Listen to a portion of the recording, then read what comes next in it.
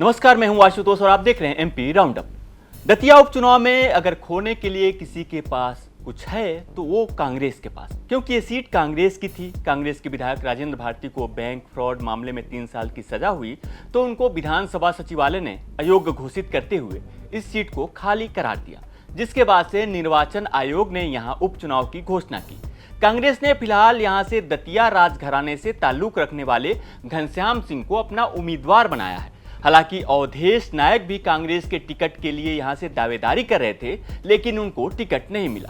अवधेश नायक ticket नहीं मिलने से नाराज थे। हालांकि कांग्रेस का दावा है कि वो मान गए हैं और कांग्रेस के लिए प्रचार कर रहे हैं। अवधेश नायक पर कांग्रेस ने क्यों भरोसा किया, इस पर आगे चर्चा करेंगे, लेकिन उससे पहले जान लेते हैं घनश्याम सिंह के बारे में। घनश्याम सिंह दतिया राजघराने से जुड़े प्रमुख राजनीतिक चेहरों में गिने जाते हैं। जिले की राजनीति में उनका लंबे समय से प्रभाव रहा है। उनके पिता महाराज कृष्ण सिंह जूदेव 1984 में भिंड दतिया लोकसभा क्षेत्र से कांग्रेस के सांसद रहे। 72 साल के घनश्याम सिंह ने दतिया से 2 बार और सेवड़ा से 1 बार विधायक रह चुके हैं। घनश्याम सिंह ने वर्ष 1993 में कांग्रेस की टिकट पर पहली बार दतिया विधानसभा चुनाव जीतकर भाजपा के शंभू तिवारी को हराया था। हालांकि 1998 में कांग्रेस ने उन्हें टिकट नहीं दिया और चंदन सिंह को उम्मीदवार बनाया, लेकिन पार्टी चुनाव हार गई। इसके बाद 2003 में कांग्रेस ने फिर उन पर भरोसा जताया। उन्होंने राजेंद्र भारती को हराकर दोबारा विधानसभा पहुंचने में सफलता हासिल की, लेकिन 2008 के चुनाव में उन्हें बीजेपी के डॉक्टर नरोत्तम मिश्रा के हाथों हार का सामना करना पड़ा।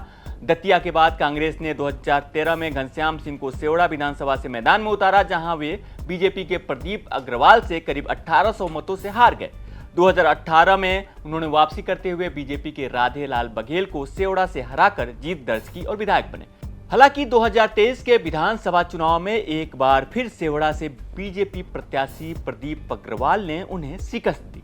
तो सवाल यह है कि आखिर घनश्याम सिंह को कांग्रेस ने क्यों इस बार मैदान में उतारा। हमने इसके बारे में बात की वरिष्ठ पत्रकार से और पूछा कि घनश्याम सिंह की छवि इस क्षेत्र में कैसी है और घनश्याम सिंह के साथ किस वर्ग के वोट ज्यादा हैं। घनश्याम सिंह जी दतिया राज परिवार से हैं। अच्छा व्यक्तित्व है, मिलनसारता है और दतिया से 2 बार विधायक भी रह चुके हैं। इसी बीच भारती जी अयोग्य घोषित हो गए हैं।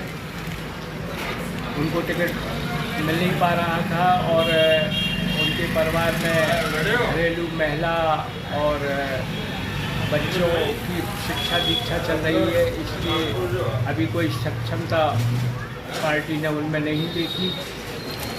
इसके बाद अवधेश नायक का प्रश्न है। अवधेश नायक भी अच्छे नेता होते हुए भी पार्टी ने उनको सक्षम नहीं माना, उनको टिकट नहीं दिया गया।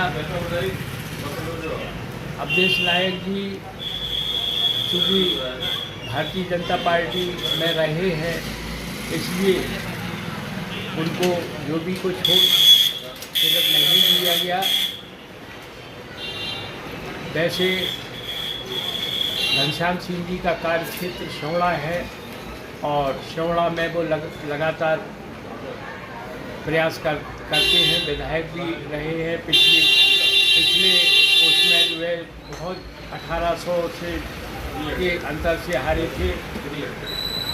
अब दतिया में वैसे तो उनका कोई इंटरेस्ट नहीं था, इसके बावजूद भी पार्टी ने उनको दतिया में टिकट दिया है।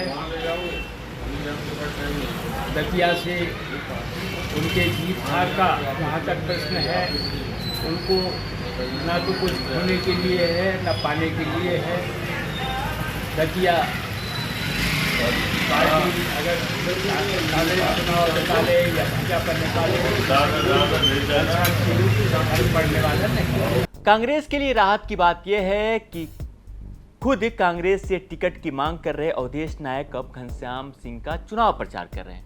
अवधेश नायक दतिया के बड़े ब्राह्मण नेता के रूप में जाने जाते हैं। 2023 के विधानसभा चुनाव में नरोत्तम मिश्रा के हार के पीछे अवधेश नायक भी फैक्टर थे, क्योंकि उन्होंने राजेंद्र भारती के लिए खुलकर प्रचार किया था। अवधेश नायक बीजेपी से ही कांग्रेस में आए थे, लिहाजा उन्होंने 2023 में बीजेपी का वोट काटने में महत्वपूर्ण भूमिका निभाई थी। घनश्याम सिंह का राजघराना बैकग्राउंड और सौम्य छवि उनके पक्ष में काम करती है। जाहिर है कि दतिया का यह उपचुनाव केवल एक सीट का चुनाव नहीं, बल्कि यह कांग्रेस के लिए अपनी विरासत बचाने की जंग है। एक तरफ घनश्याम सिंह का पारंपरिक राजघराना प्रभाव और जमीनी अनुभव है, तो दूसरी तरफ अवधेश नायक के रूप में ब्राह्मण वोटों की मजबूती। फिलहाल यहाँ पर लड़ाई अनुभव बनाम युवा की है, लेकिन फैसला तो दतिया की जनता को करना है। 30 जुलाई को वोटिंग है और 3 अगस्त को परिणाम आएंगे। तो ये रिपोर्ट आपको कैसी लगी कमेंट में हमें जरूर बताएं और मध्य प्रदेश से जुड़ी तमाम बड़ी खबरें देखने के लिए देखते रहें MP तक।